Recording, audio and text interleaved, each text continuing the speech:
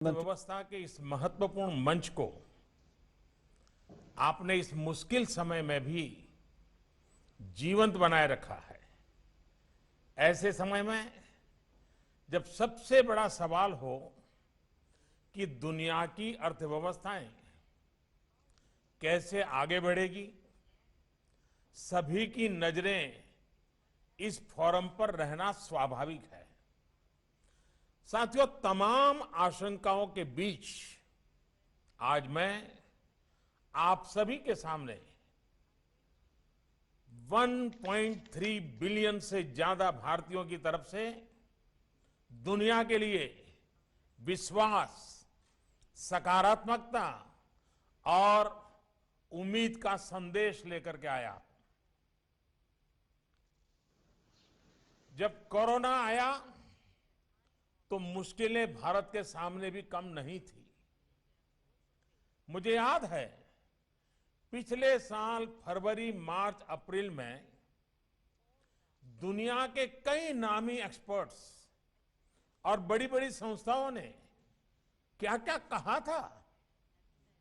भविष्यवाणी की गई थी कि पूरी दुनिया में कोरोना से सबसे प्रभावित देश भारत होगा। कहा गया कि भारत में कोरोना संक्रमण की सुनामी आएगी। किसी ने 700-800 मिलियन भारतीयों को कोरोना होने की बात कही तो किसी ने 2 मिलियन से ज्यादा लोगों की मृत्यु का अंदेशा जताया था। दुनिया के बड़े बड़े और आधुनिक हेल्थ इंफ्रास्ट्रक्चर वाले देशों का उस समय जो हाल था वो देखकर भारत जैसे विकासशील देश के लिए दुनिया की चिंता भी स्वाभाविक थी। आप अंदाजा लगा सकते हैं कि तब हमारी क्या मनोदशा रही होगी। लेकिन भारत ने खुद पर निराशा को हावी नहीं होने दिया। भारत प्रोएक्टिव पब्लिक पार्टिसिपेशन के अप्रोच के साथ आगे बढ़ता रहा। हमने Covid specific health infrastructure develop करने पर जोर लगाया। हमने अपने ह्यूमन रिसोर्सेज को कोरोना से लड़ने के लिए ट्रेन किया। टेस्टिंग और ट्रैकिंग, इसके लिए टेक्नोलॉजी का भरपूर इस्तेमाल किया। इस लड़ाई में भारत के प्रत्येक व्यक्ति ने धैर्य के साथ अपने कर्तव्यों का पालन किया। कोरोना के खिलाफ लड़ाई को एक जन आंदोलन में बदल दिया। आज भारत दुनिया के उन देशों में से हैं जो अपने ज्यादा से ज्यादा नागरिकों का जीवन बचाने में सफल रहा है और जहां आज कोरोना से संक्रमित लोगों की संख्या, जैसे प्रोफेसर ने बताया, तेजी से घट रही है। साथियों, भारत की सफलता तो किसी एक देश की सफलता से आंकना उचित नहीं होगा। जिस देश में विश्व की 18% आबादी रहती हो, उस देश ने कोरोना पर प्रभावी नियंत्रण करके पूरी दुनिया को, मानवता को बड़ी त्रासदी से भी बचाया है। कोरोना शुरू होने के समय mask, PPE kit, test kit हम बाहर से मंगाते थे। आज हम न सिर्फ अपनी घरेलू जरूरतें पूरी कर रहे हैं, बल्कि इन्हें अन्य देशों में भेजकर वहां के नागरिकों की सेवा भी कर रहे हैं। और आज भारत ही है जिसने दुनिया का सबसे बड़ा कोरोना वैक्सीनेशन प्रोग्राम भी शुरू किया है। पहले फेज में हम अपने 30 मिलियन हेल्थ और फ्रंटलाइन वर्कर्स का वैक्सीनेशन कर रहे हैं। भारत की स्पीड का अंदाजा आप इसी से लगा सकते हैं कि सिर्फ 12 दिन में, 12 डेज में भारत ने अपने 2.3 मिलियन से ज्यादा हेल्थ वर्कर्स को वैक्सीनेट कर चुका है। अगले कुछ महीनों में हम अपने करीब 300 मिलियन बुजुर्ग और कोमॉर्बिडिटी वाले मरीजों के वैक्सीनेशन का टारगेट पूरा कर लेंगे। साथियों, सर्वे संतु निरामया, पूरा संसार स्वस्थ रहे, भारत की इस हजारों वर्ष पुरानी प्रार्थना पर चलते हुए संकट के इस समय में भारत ने अपनी वैश्विक जिम्मेदारी को भी शुरू से निभाया है। जब दुनिया के अनेक देशों में एयर स्पेस बंद था, तब 1 लाख से ज्यादा नागरिकों को उनके देश पहुंचाने के साथ ही भारत ने 150 से ज्यादा देशों को जरूरी दवाइयां भी भेजी। अनेक देशों के हेल्थ कर्मचारियों को भारत ने ऑनलाइन ट्रेनिंग दी। भारत की ट्रेडिशनल मेडिसिन आयुर्वेद कैसे इम्यूनिटी बढ़ाने में सहायक है, हमने दुनिया को इस बारे में गाइड भी किया। आज भारत कोविड की वैक्सीन दुनिया के अनेक देशों में भेजकर वहां पर वैक्सीनेशन से जुड़े इंफ्रास्ट्रक्चर को तैयार करके दूसरे देशों के नागरिकों का भी जीवन बचा रहे हैं। और ये सुनकर WEF में सभी को तसल्ली होगी कि अभी तो सिर्फ 2 made in India corona vaccine दुनिया में आई है। आने वाले समय में कई और वैक्सीन भारत से बनकर के आने वाली है। ये वैक्सीन दुनिया के देशों को और ज्यादा बड़े स्केल पर ज्यादा स्पीड से मदद करने में ये पूरी तरह सहायता करेगी। भारत की सफलता की इस तस्वीर, भारत के सामर्थ्य की इस तस्वीर के साथ मैं दुनिया के अर्थ जगत को ये भरोसा भी दिला रहा हूं कि आर्थिक मोर्चे पर भी स्थितियां अब तेजी से बदलेगी। कोरोना के समय में भी भारत ने इंफ्रास्ट्रक्चर के ट्रिलियंस ऑफ रुपीस के प्रोजेक्ट शुरू करके एम्प्लॉयमेंट के लिए विशेष स्कीम्स चलाकर इकोनॉमिक एक्टिविटी को बनाए रखा था। तब हमने एक एक जीवन को बचाने पर जोर दिया। अब भारत एक एक जीवन देश की प्रगति के लिए पूरे जी जान से जुट गया है। अब भारत आत्मनिर्भर बनने के संकल्प के साथ आगे बढ़ रहा है। भारत की आत्मनिर्भरता की आकांक्षा ग्लोबलिज्म को नए सिरे से मजबूत करेगी और मैं आश्वस्त हूं कि इस अभियान को इंडस्ट्री 4.0 से भी बहुत बड़ी मदद मिलेगी। इसके पीछे वजह भी है और इस विश्वास का आधार भी है। साथियों, एक्सपर्ट्स बताते हैं कि इंडस्ट्री 4.0 के 4 मुख्य फैक्टर्स होने वाले हैं: कनेक्टिविटी, ऑटोमेशन, आर्टिफिशियल इंटेलिजेंस या मशीन लर्निंग और रियल टाइम डेटा। आज भारत दुनिया के उन देशों में से है जहां सबसे ज्यादा डेटा उपलब्ध है, जहां के दूर दराज क्षेत्रों में भी मोबाइल कनेक्टिविटी है, स्मार्टफोन है। भारत का ऑटोमेशन डिजाइन का एक्सपर्ट पूल भी बहुत बड़ा है और ज्यादा ग्लोबल कंपनियों के इंजीनियरिंग सेंटर भी भारत में है। आर्टिफिशियल इंटेलिजेंस और मशीन लर्निंग में भारत के सॉफ्टवेयर इंजीनियर्स बरसों से अपनी क्षमता से दुनिया को अवगत करा रहे हैं। साथियों, बीते 6 वर्षों में भारत में जिस तरह डिजिटल इंफ्रास्ट्रक्चर के लिए काम हुआ है, वो वर्ल्ड इकोनॉमिक फोरम के एक्सपर्ट्स के लिए भी एक स्टडी का विषय है। इस इंफ्रास्ट्रक्चर ने डिजिटल सॉल्यूशंस को भारत के लोगों की रोजमर्रा की जिंदगी का हिस्सा बना दिया है। आज भारत के 1.3 बिलियन से ज्यादा लोगों के पास यूनिवर्सल आईडी आधार है। लोगों के बैंक अकाउंट और यूनिवर्सल आईडी उनके फोन से कनेक्टेड है। अभी दिसंबर के महीने में, अकेले मैं दिसंबर की बात कर रहा हूं, अभी दिसंबर के महीने में ही भारत में 4 ट्रिलियन रुपीस का लेन देन यूपीआई से हुआ है।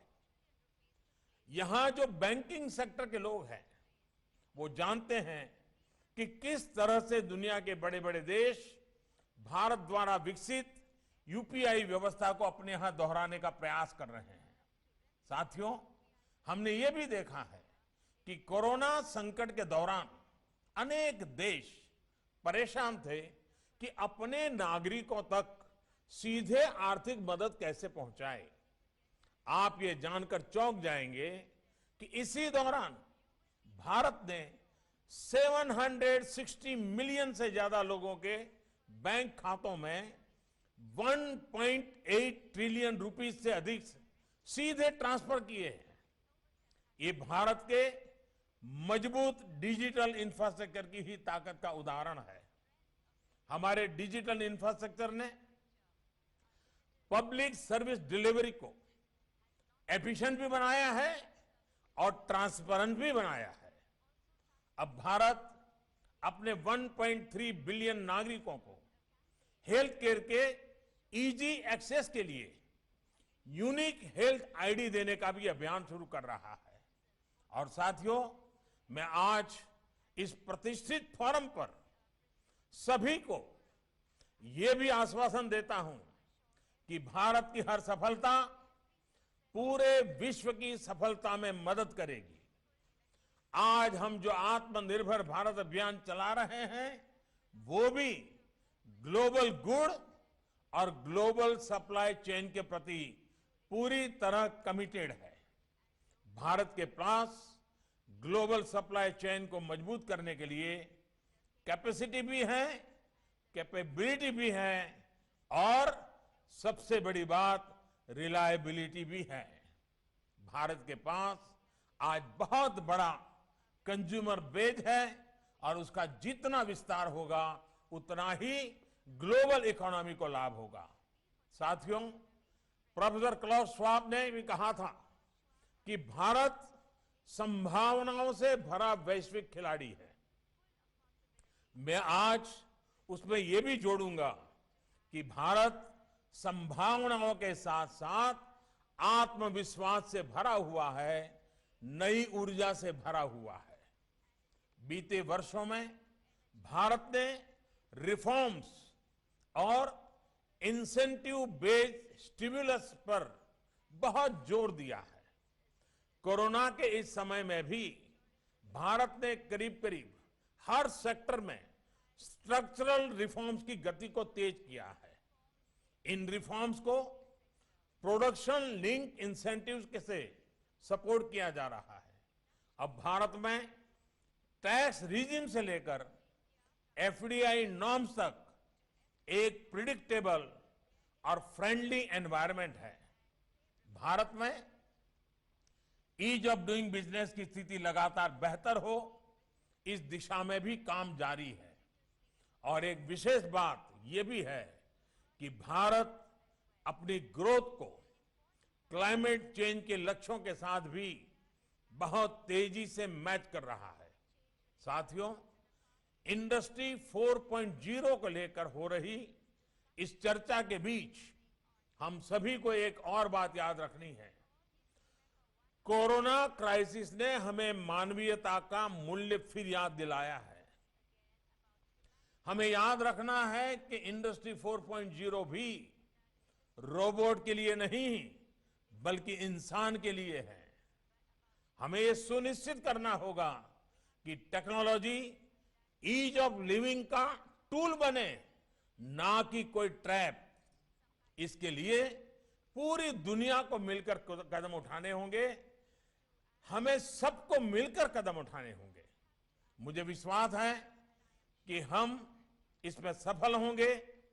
इसी विश्वास के साथ मैं अब आप सबके साथ क्वेश्चन आंसर सेशन की तरफ बढ़ना चाहूंगा और हम उस दिशा में आगे बढ़ते हैं।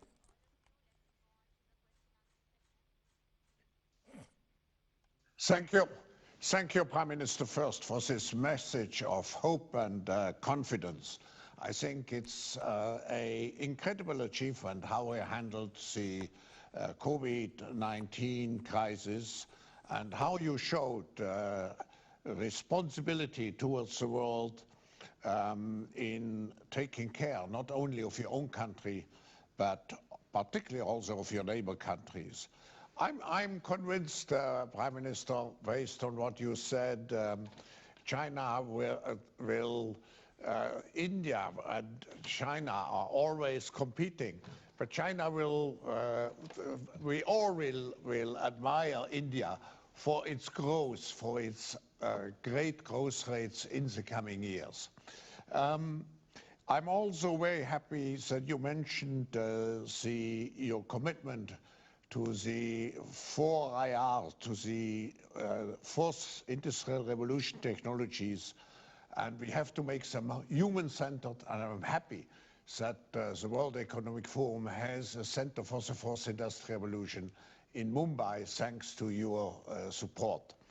Mr. Prime Minister, this officially concludes the public portion of the session, and we will have now this follow-up dialogue, but we will have to have 30 seconds just to switch the communication devices. Thank you very much again, Prime Minister.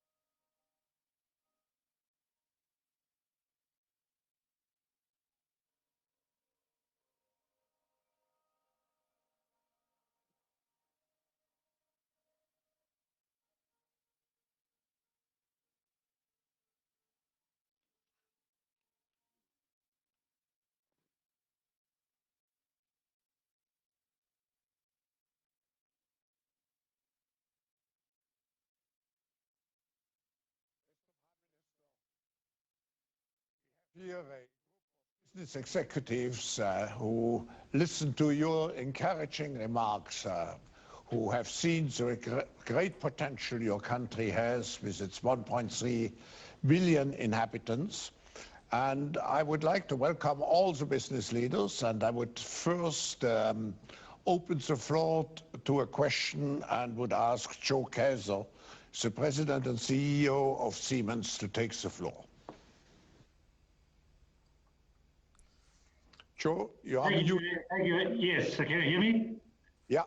Thank you very much, Klaus, Your Excellency, dear Prime Minister. Thank you so much for joining the World Economic Forum. I actually do not really have a question. It's more an offer I wanted to extend to you. It always needless to say that we want to congratulate you on how this pandemic has been managed in a country with almost 1.4 billion people. I really have to say this deserves the utmost respect. But obviously, you know, there is a time after COVID-19. It needs to be structured, and you have basically given your vision about the agenda which you have been laying out for India, to make in India, the modernization of Indian Railway, the power for all, which I believe is very important because this is where everything starts. Of course, the power needs to be sustainable, reliable, and obviously also affordable. We talked about healthcare, and last but not least, generating the skill set for the people in India. Now, all those 5 matters. This vision is extremely important. But it also needs a clear strategy on how to get there. And even more importantly, it needs efficient execution. And I believe especially now the time is right to think about how will we be able, how can we support you, all the multinationals, how can we support you that this vision becomes reality. We believe it really does need a decisive will, and it needs leadership.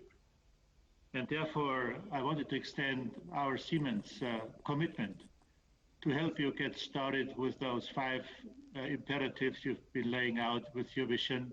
So we are at your disposal. We are not only committed, we are also ready to help you and to support you. Thank you for your attention.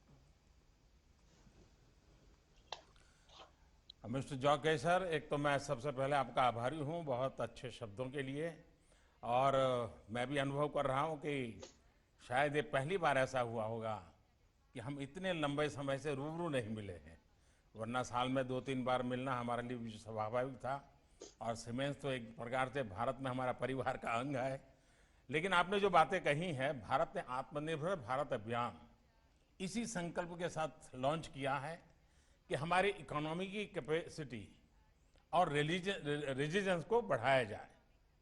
इस दशक में economy को high growth trajectories देने के लिए भारत ने एक के बाद एक कई रिफॉर्म्स किए हैं। इन रिफॉर्म्स का बहुत लंबे समय से इंतजार किया जा रहा था। आत्मनिर्भर भारत के विजन का मुख्य हिस्सा है देश के मैन्युफैक्चरिंग और एक्सपोर्ट को अब एक्सपोर्ट हब कैसे बनाया जाए। भारत में मैन्युफैक्चरिंग को बढ़ाने के लिए सरकार ने लगातार कई बड़े कदम उठाए हैं, कई सुधार किए हैं, जैसे कि नई मैन्युफैक्चरिंग यूनिट्स के लिए कॉरपोरेट टैक्स को घटाकर 15% कर दिया गया है, ओनली 15%। जीएसटी रेट्स को कम किया गया है। जीएसटी और फेसलेस असेसमेंट के जरिए टैक्स स्ट्रक्चर को आसान बनाया गया है। लेबर लॉज के रिफॉर्म्स करके सभी को अधिकार देने के साथ ही हमने इंडस्ट्री को फ्लेक्सिबल ऑप्शंस दिए हैं। ईज ऑफ डूइंग बिजनेस के लिए कंपनीज लॉ में कई बिंदुओं को डिक्रिमिनलाइज किया गया है। इसके साथ ही कॉम्पिटिटिवनेस बढ़ाने के लिए कनेक्टिविटी इंफ्रास्ट्रक्चर को मजबूत किया जा रहा है। महामारी के दौरान हमने देखा भी है कि भारतीय कंपनीज सप्लाई शॉक से निपटने में कितना सक्षम है।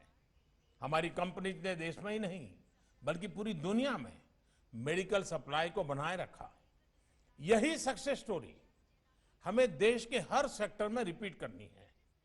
मैं आपको और आपके सभी साथियों को भारत की production link incentive PLI schemes में सहभागी बनने के लिए आमंत्रित करता हूं।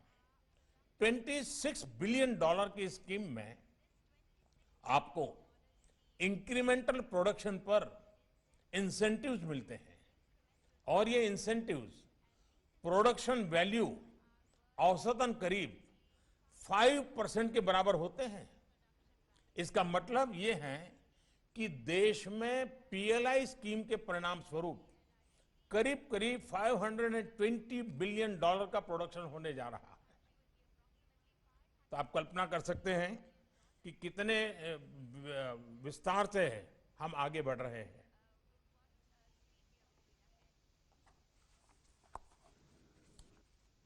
Thank you, Prime Minister. I should also mention we are joined by key members of the cabinet, just in case the Prime Minister, I think he has a commitment and he will leave us shortly, but we will follow up all the questions which were raised. May I go to Björn Rosengren, CEO of ABB? Thank you very much, Honorable Prime Minister, ladies and gentlemen. It's an honor and a pleasure to be here today. First, allow me to congratulate you on your handling of the pandemic and launching the biggest vaccine drive in the world. I think this underscores India's strong global role in technology, and we are proud to support with our technology, both in automation, electrification, and robotics. We have been present in India for over 60 years, and today we have an important manufacturing and R&D footprint across the country. And we feel privileged to have been part of building some of your nation's impressive landmarks. For example, we have helped to ensure energy efficiency in the state of Unity, and our technology helped drive the world's largest irrigation project, bringing much needed water to millions of farmers in India. Our technology has also been a key part of making Indian transport systems modernized and more sustainable.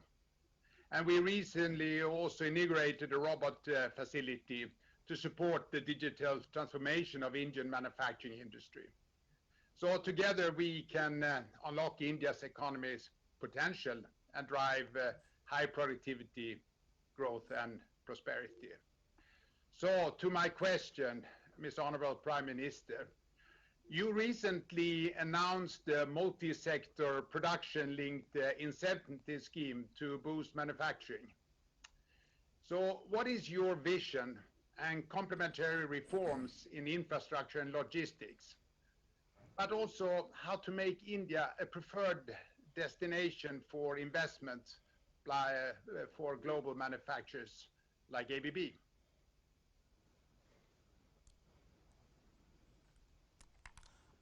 मैं एक तो आपके बहुत आभारी हूं कि आपने corona के संबंध में भारत की जो सराहना की।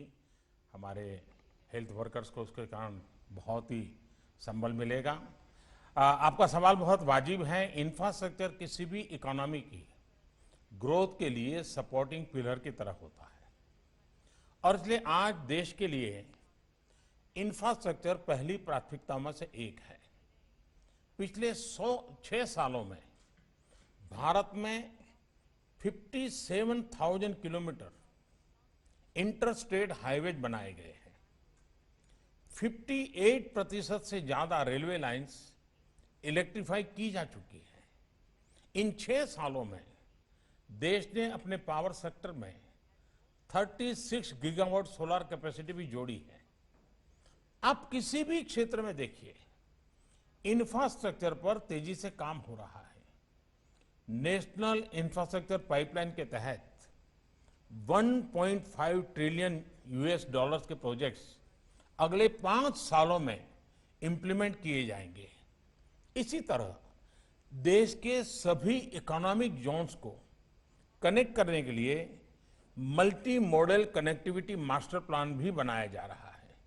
व्यापार में लॉजिस्टिक कॉस्ट कम करने के लिए लॉजिस्टिक एफिशिएंसी बढ़ाने के लिए सरकार नेशनल लॉजिस्टिक पॉलिसी भी रिलीज करने के लिए काम कर रही है। जहां तक रिफॉर्म्स और ईज ऑफ डूइंग बिजनेस का प्रश्न है, इस पर अभी मैं बात कर ही चुका हूं।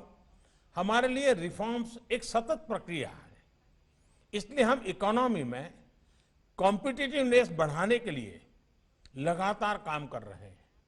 वर्ल्ड बैंक ने जो ease of doing business ranking में, ये अगर आप देखेंगे तो आपको ये नजर आएगा।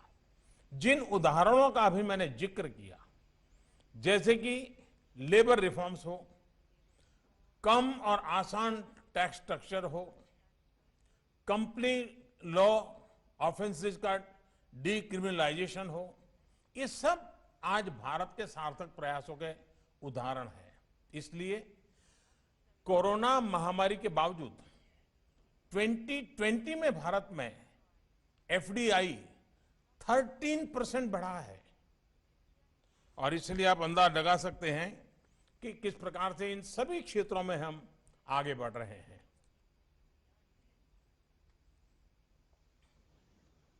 Thank you. May I now call on Joe Taylor, the CEO of Ontario Teachers Pension Plan.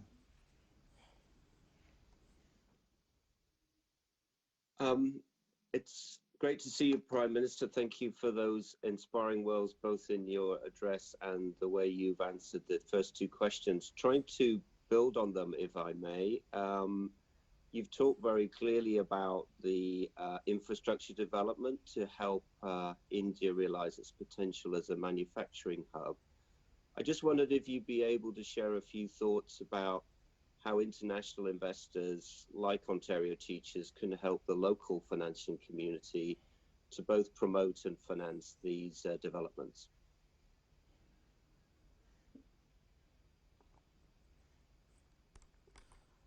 Thank you जो आपसे तो मेरी महीने भर पहले virtual global investor round table पर भी विस्तार से बात हुई है। मुझे खुशी है कि इंफ्रास्ट्रक्चर लेकर आप सब इतने सवाल पूछ रहे हैं। ये जरूरी है कि देश और इंडस्ट्री दोनों मिलकर इंफ्रास्ट्रक्चर को गंभीरता से लें। अनुमान के मुताबिक 2040 तक देश की इंफ्रास्ट्रक्चर नीड्स करीब करीब $4.5 ट्रिलियन के बराबर होगी। मेरा मानना है कि ये लक्ष्य सरकार और इंडस्ट्री को साथ मिलकर पूरा करना होगा। सरकार इस दिशा में स्टेबल एनवायरनमेंट और हर जरूरी मदद देने के लिए लगातार काम कर रही है। इनमें से ज्यादातर प्रयास आप सबने सीधे जुड़े हुए हैं, आप सब इनसे परिचित भी होंगे, जैसे कि इन्वेस्टर के सामने आने वाली किसी भी सिस्टमिक अड़चन के समाधान के लिए एम्पावर्ड ग्रुप ऑफ सेक्रेटरीज बनाया गया है। प्रोजेक्ट्स की एक रेडी सेल्फ उपलब्ध कराने के लिए प्रोजेक्ट डेवलपमेंट सेल्स का गठन किया गया है। सॉवरेन वेल्थ फंड्स और पेंशन फंड्स के जरिए इंफ्रास्ट्रक्चर में इन्वेस्टमेंट करने पर 100% टैक्स में छूट मिल रही है। इसी तरह डिविडेंड डिस्ट्रीब्यूशन टैक्स, इससे भी छूट दी जा रही है। अभी हाल में ही इन्वेस्टर्स की मदद के लिए सिंगल पॉइंट कांटेक्ट भी स्थापित किया गया है। सरकार transmission lines, logistic parks, airports, oil and gas pipeline और हाईवेज में एसेट मोनेटाइजेशन प्रोग्राम चला रहा है। इससे लो रिस्क ब्राउनफील्ड एसेट में भी इंडस्ट्री के लिए अवसर पैदा हुए हैं। आज इंफ्रास्ट्रक्चर, मोबिलिटी और क्लीन एनर्जी से लेकर टेक्नोलॉजी और मैन्युफैक्चरिंग तक हर क्षेत्र में आपके लिए अपार अवसर है। और अवसर इसलिए और भी कन्विंसिंग है क्योंकि ये अवसर एक वाइब्रेंट डेमोक्रेसी में है, एक बिजनेस फ्रेंडली क्लाइमेट में है और एक बड़े बाजार में है। मैं आप सबको खुद भी आमंत्रित कर रहा हूं कि आइए इन अवसरों से अपने फ्यूचर प्रोस्पेक्ट को जोड़िए। आपको जिस किसी भी मदद की जरूरत होगी, भारत उसके लिए तैयार है।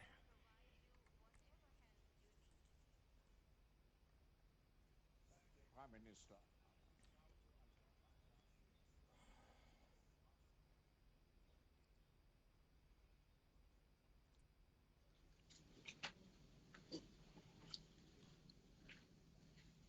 Ajay?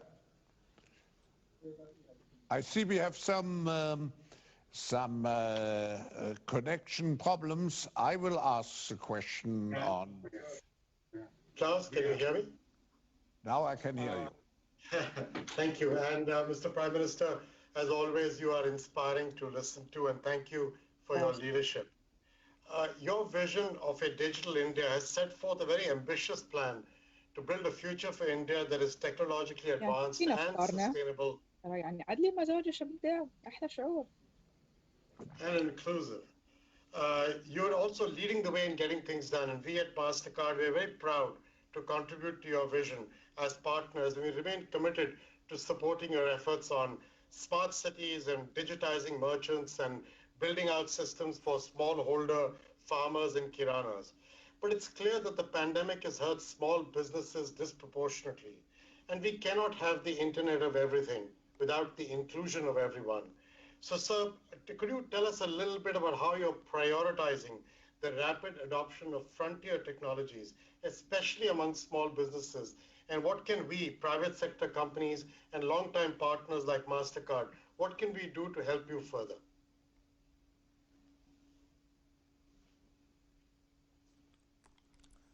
Thank you Ajay. बहुत दिनों के बाद आपसे आज रूबरू होने का अवसर मिला। डिजिटाइजेशन आज देश की प्राथमिकता भी है। Digitally enable in financial inclusion के जरिए ही करोड़ों नागरिकों के बैंक खातों में पैसे पहुंचना और बिना बैंक से कैश निकाले उसका इस्तेमाल करना संभव हुआ। हमारी स्ट्रीट वेंडर्स के लिए क्रेडिट गारंटी स्कीम के द्वारा 1.3 million street vendors formal system और डिजिटल इकोनॉमी से जुड़ गए हैं। एमएसएमई की डेफिनेशन को बदलने का हमारा निर्णय एमएसएमई सेक्टर को मजबूत करेगा और ग्रो करने के लिए प्रोत्साहित करेगा। एमएसएमईज में इक्विटी और इनोवेशन को प्रमोट करने के लिए हमने विभिन्न फंड शुरू किए हैं।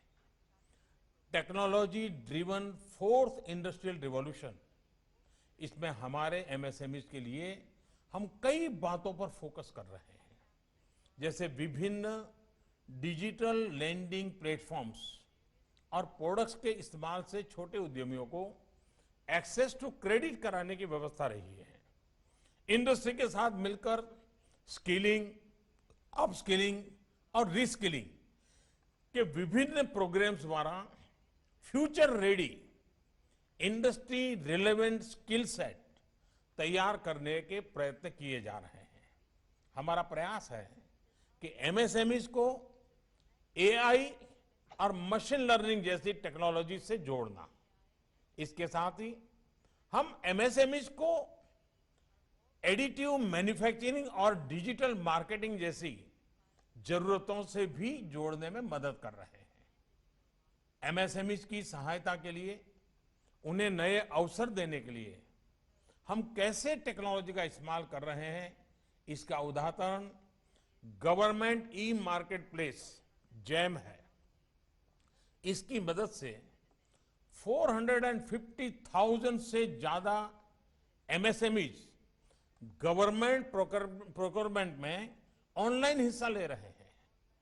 यानी आप कल्पना कर सकते हैं कि सरकार और सरकार के बाहर डिजिटल टेक्नोलॉजी इन सारी चीजों का कितना बढ़िया ढंग से हो रहा है। और आप तो वैसे भी एक प्रकार से हमारे को ट्रैवलर है, और इसके कारण मुझे पूरा विश्वास है कि हमारी और आपकी सोच में भी समानता है, और इसलिए आपकी सक्रियता इन चीजों को आगे बढ़ाने में जरूर काम आएगी। अजय, फिर से एक बार आपका बहुत बहुत धन्यवाद। Thank you, Honorable Prime Minister. The next is Arvind Krishna, the CEO of IBM. Thank you, Professor Schwab. Namaskar, Prime Minister ji. So thank you for your comments today. As you mentioned, this pandemic has greatly accelerated digital transformation. Ajay spoke of this in financial inclusion, but you also spoke of it with Aadhaar and other aspects. I also would like to thank you for your comment on the engineering capacity of India and how that has benefited the world, not just India. We are also grateful to the cooperation of the government for all of the centers and our ability to do both software development and software services from India. That is something that we are very proud of and that we hope to continue to expand and accelerate under the government's guidance. However, when we speak about inclusion, education is also a very important part of it.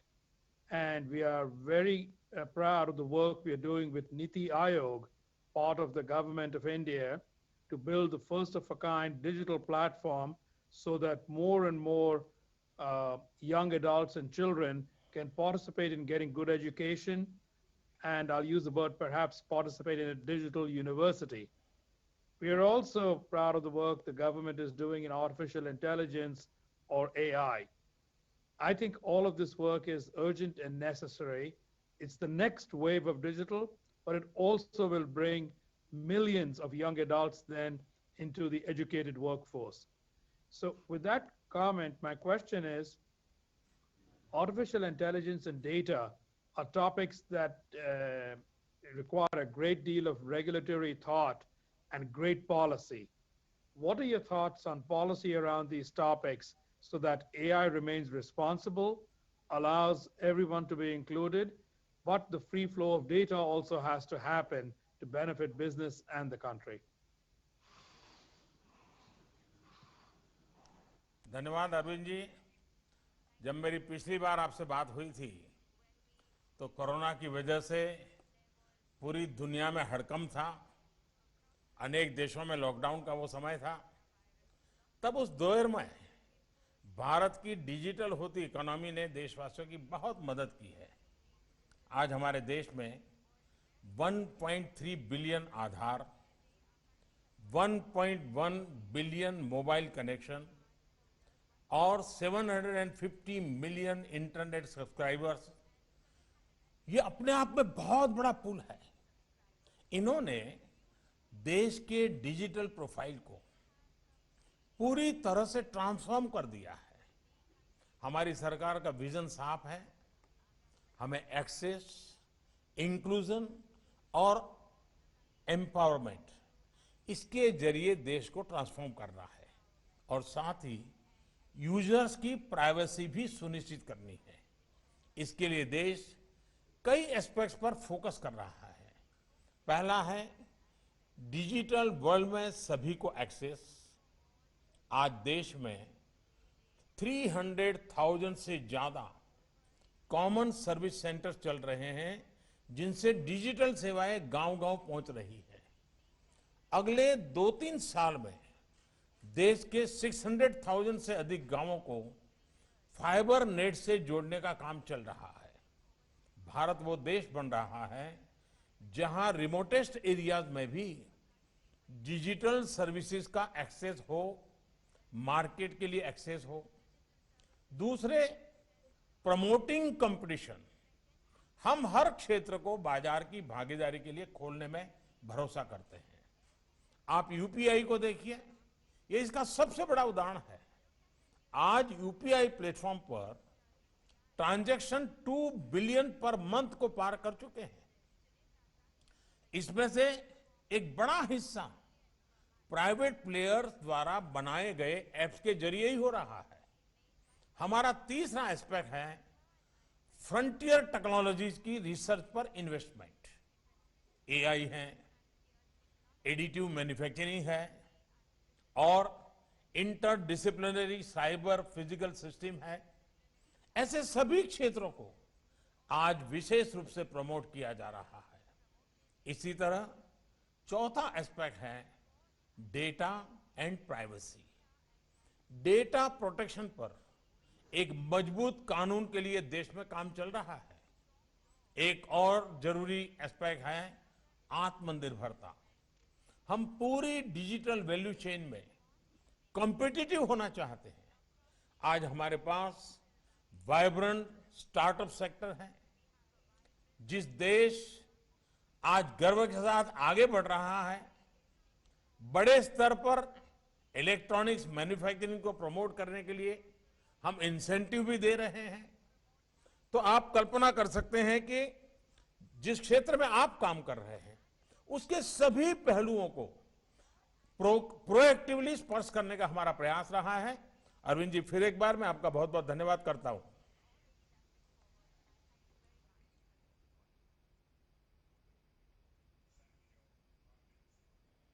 Come to the last question in this section. Nobuhiro Endo is the chairman of the board of NEC Corporation.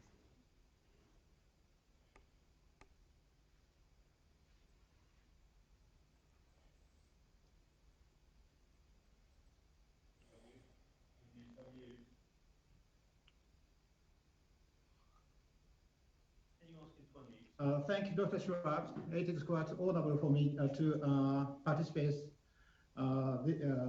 this session. And I'm very impressed to hear Your Excellency Prime Minister's presentation previously. And I'm really impressed that Prime Minister is currently trying to lead to reform for India. And I believe that in order to reform the countries, we have the a kind of the methodology that is the smart cities. And I know that you already have the quite big plan, 100 smart city in India. And my question is that, Prime Minister, your vision and resolve that smart cities are key to achieving the sustainable goals in India are extremely relevant. How is your government planning on driving reforms for India to achieve people-centric reforms in the urban areas? Thank you Indo. देश की बढ़ती economy में हमें urbanisation का भी बहुत बड़ा अवसर मिलता है। आज भी हमारी इकोनॉमी का 2/3 2/3 इकोनॉमिक आउटपुट हमारे शहरों से ही आता है। आज देश सस्टेनेबल अर्बनाइजेशन के जरिए कई महत्वपूर्ण फ्रंट्स पर काम कर रहा है। पहला, ईज ऑफ लिविंग, दूसरा ईज ऑफ डूइंग बिजनेसेस, और तीसरा क्लाइमेट सेंसिटिव डेवलपमेंट। इसी कमिटमेंट के तहत 2014 से 2020 के बीच $150 बिलियन अर्बन इंडिया में इन्वेस्ट किए गए हैं। 100 स्मार्ट सिटीज में सिटीजन सेंट्रिक गवर्नेंस, उस पर भी तेजी से काम हो रहा है। स्मार्ट सिटीज और डिजिटल इंडिया प्रोग्राम्स के द्वारा हमारे शहरों में फिजिकल और डिजिटल वर्ल्ड कन्वर्ज करने के लिए उस दिशा में हम काम कर रहे हैं। इसी तरह हेल्दी सिटीज के लिए देश आज लो कार्बन इकोनॉमी की दिशा में भी बढ़ रहा है। हम देश में new age public transportation infrastructure तैयार करने के लिए भी उतनी ही गंभीरता से काम कर रहे हैं। 2025 तक हमारे 25 शहर ऐसे होंगे जहां मेट्रो की सुविधा होगी। इलेक्ट्रिक मोबिलिटी एक और ऐसा क्षेत्र है जिस पर देश तेजी से आगे बढ़ रहा है। ये सब इस बात की बस एक झलक है कि अगले कुछ सालों में भारत के शहरों की तस्वीर कैसी होगी, उनका स्वरूप कैसा होगा। और मैं चाहता हूं कि भारत का जो ये अर्बन का मिशन है, अनेक संभावनाओं वाला मिशन है। दुनिया में जिसके पास भी इसकी एक्सपर्टाइज है, उनके लिए इससे बड़ी अपॉर्चुनिटी नहीं हो सकती है। और इसलिए एक तो मैं इंडो का बहुत आभारी हूं कि उन्होंने स्मार्ट सिटी वाले बड़े महत्व विषय पर, मुझे अर्बन डेवलपमेंट के विषय पर सवाल पूछा और मुझे अपनी बात कहने का मौका मिला। प्रोफेसर स्वैब, मुझे लगता है कि आज मुझे काफी अच्छी तरह सबसे बात करने का मौका मिला है। मैं आपका बहुत आभारी हूं।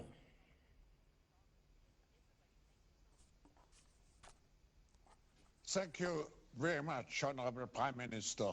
I think we are all encouraged by what you told us, how you really managed the crisis, how you made progress despite the crisis in many areas, like in the digitalization and using the technologies of the fourth industrial revolution in your country.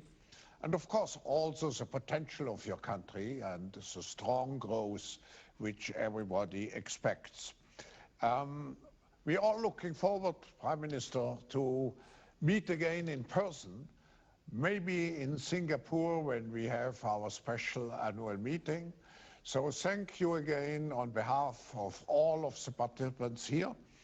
The Prime Minister will now leave the session, and we will continue with distinguished members of his government. We make 1 minute of break in order to give an opportunity to relax for a moment, and to Børge Brende, as the President of the World Economic Forum, will continue as the moderator for the next segment. 1 minute. इस video को like करें, हमारे channel को subscribe कर bell icon जरूर press करें हमारी new video सबसे पहले देखने